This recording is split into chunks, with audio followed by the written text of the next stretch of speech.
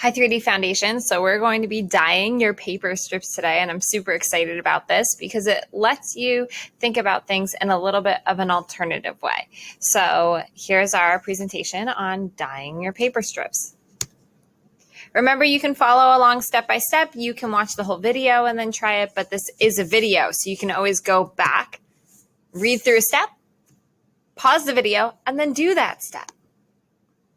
Okay, so first in class, we're going to be looking at the chemistry of natural dyes, and we'll be watching this video to give you an idea of how natural dyes affect fabric. We don't have fabric to be working on or any of these natural dyes. Maybe you have some of them in your house, but some of these processes are better done in school. But I wanted to give you an idea of how science relates to fabric dyeing and dyeing your paper. So here's how to dye your paper strips. Step one, you're going to collect at least 3 different things around the house that can stain clothing. So I use coffee, Kool-Aid, Tazo Passion Tea, and food coloring.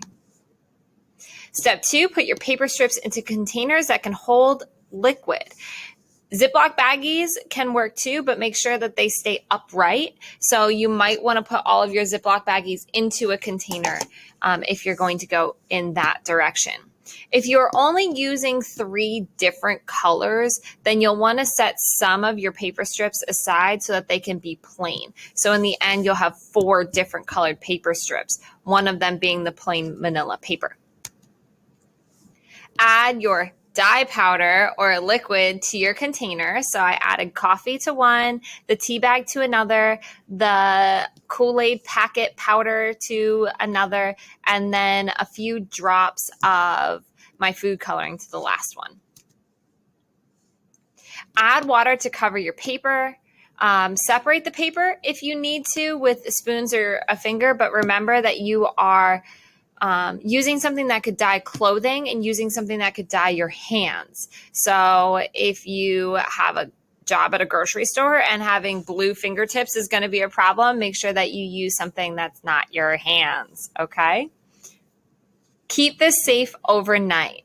So it's going to take quite a few hours for this to absorb all of your dye. Actually, this is dye, so we can stop using air quotes. This is dye. We are going to let this sit overnight, and then we're going to let it dry. So make sure that you have this in a safe spot while it's dyeing and while it's drying. So tomorrow morning, you're going to lay your wet paper carefully on a paper towel or a newspaper or scrap paper to dry. Wet paper is fragile. It should be wet paper, not wee paper. Wet paper is fragile and will rip.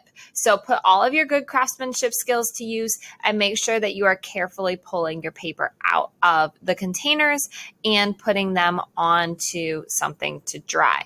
Now here, I'm going to tell you again, this liquid will dye your fingers and your clothing, so please be careful. Since we are using things that are food safe, you should be, I hope you're using things that are food safe. You should be able to pour any unused liquid down the drain. Now, if you're using something like a diluted shoe polish, you might not want to put that down the drain, or you might not want to put that in your paper anyways, because it's not necessarily a safe material to work with.